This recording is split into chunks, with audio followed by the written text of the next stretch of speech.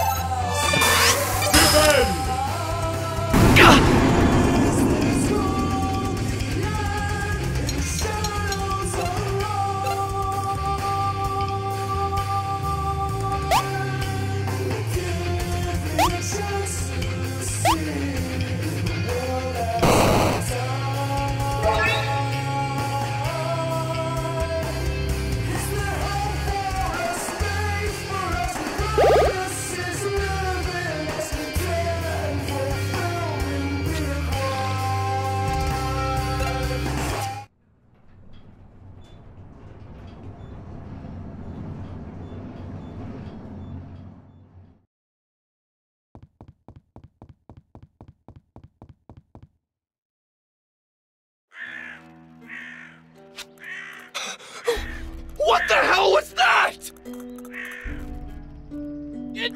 What the hell is going on? Well, what just happened? What? Can you even believe what just happened? Oh man, dude! We need to get your photos developed! Developed? This thing is digital, baby! So what now? Do we just leave? I'm gonna go with yes!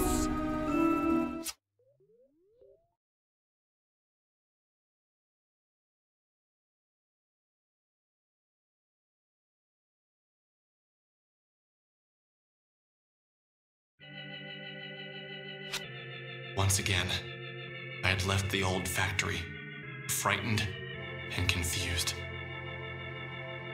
And once again, I didn't have Sammy with me.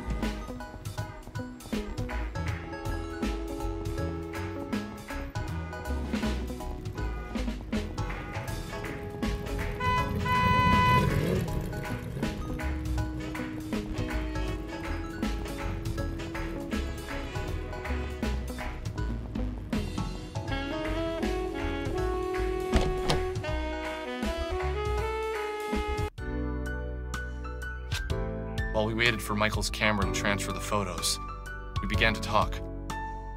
I was talking to my cousin about this recently. The lifelong implications of seeing something actually, undeniably supernatural. Specifically, your reflection doing something that you were not doing. He has a 6-year-old daughter. She's really precocious. Apparently, she told my cousin that when she looked into the mirror, she was smiling, but that she knew she wasn't smiling. When I thought about that, I knew it would destroy any respect you had for the rules of life or the boundaries of what could happen. I asked him what he said, and he just shrugged his shoulders and said, kids say weird shit. I pushed him a little bit on the subject later on after he had a few drinks in him, and he said that it scared him to picture his daughter and another version of his daughter in the mirror, smiling when the other looked so miserable. He told me that his wife said his daughter was just confused, that she probably felt sad but was smiling from having fun playing. So inside she wasn't smiling, but outside she was. Maybe she couldn't understand what it meant to look happy outwardly, but feel inwardly depressed. Like as if her vocabulary wasn't enough to express depression, but I don't know. She is a smart kid and somehow it felt wrong. Her reflection smiled at her? That's really creepy. Have you ever had any other experiences with paranormal stuff? Like before?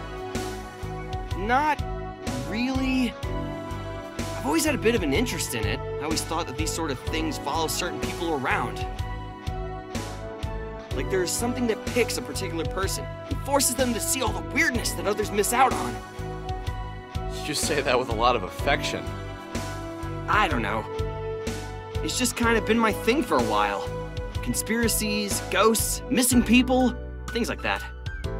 When did you first get into this sort of thing? I can't remember one thing that really pulled me in. My parents always fell asleep watching TV. They used to sneak into their room and watch those missing persons shows while they were sleeping. Once your mom finally got internet to Frankton, I started checking out some of the more paranormal websites. Before long, I realized that the information was too scattered. I spent a few weekends learning HTML, and before I knew it, Onism 1999 had over 15,000 hits each week. Wait, you were involved with making Onism 1999? You didn't know that?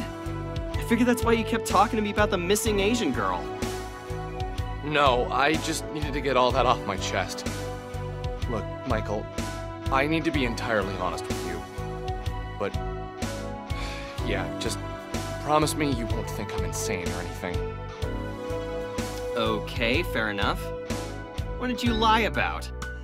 I met the girl who went missing. Her name is Sammy. I'd followed a cat into the abandoned factory, and I found her there. She had been looking. I just assumed the cat hung out there and she had gone in to try and find him when he didn't go back home. But the thing is, she said some really strange stuff. Stuff about living in the factory, pretending not to know what elevators were. Well, okay, maybe not pretending. I think she really didn't know what they were.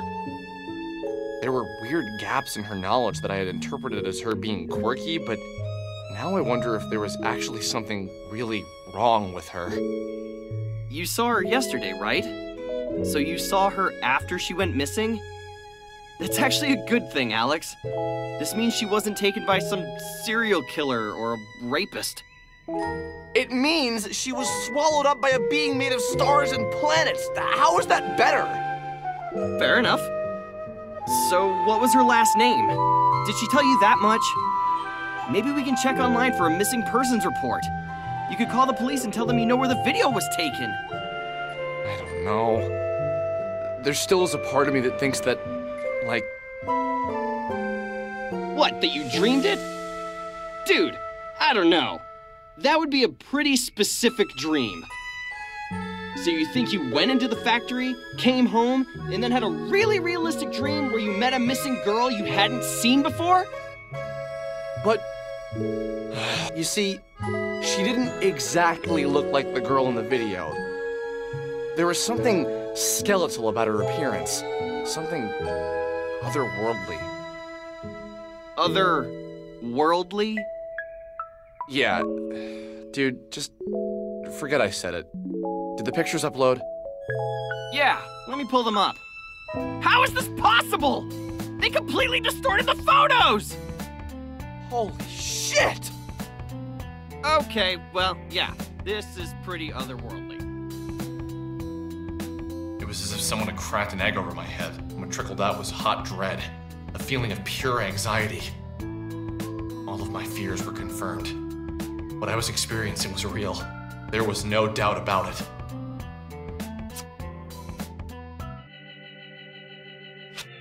We uploaded the photos to Onism 1999 and waited for an explanation. We had our doubters, but more people wanted to believe than not.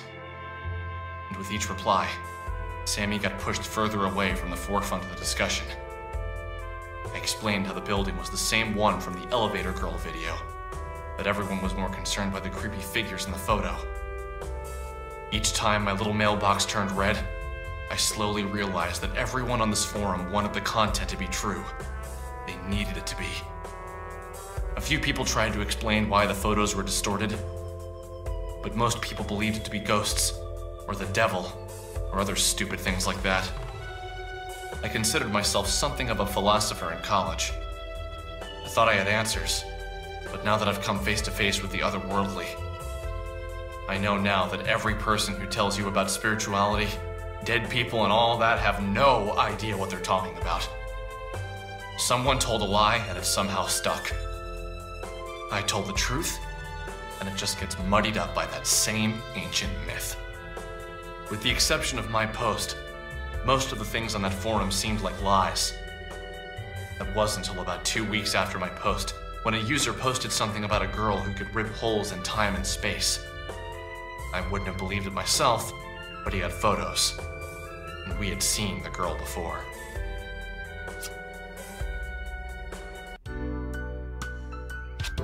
So you realize we've seen this chick before, right? Oh, really? Where? Wait. Knew you'd get there eventually. It's that old lady from the arcade. Jeez, enough of that old crap. She's probably our age. Don't lump me in with you 20-somethings. I have a bright future ahead of me. Oh, if only you knew. Just wait till you're done with college. You'll be... boring and fat like the rest of your graduating class? I'm looking forward to it. In the meantime, I will continue to be my interesting, slim, nubile self. Nubile? I stand by my statement. Anyway, let's take another look at those photos. Wow. It's just so unbelievable. What is the likelihood that this is a thing? It's incredibly unlikely. But since we've got nothing better to do, let's say we visit ye olde arcade for some air hockey and interview an interdimensional traveler.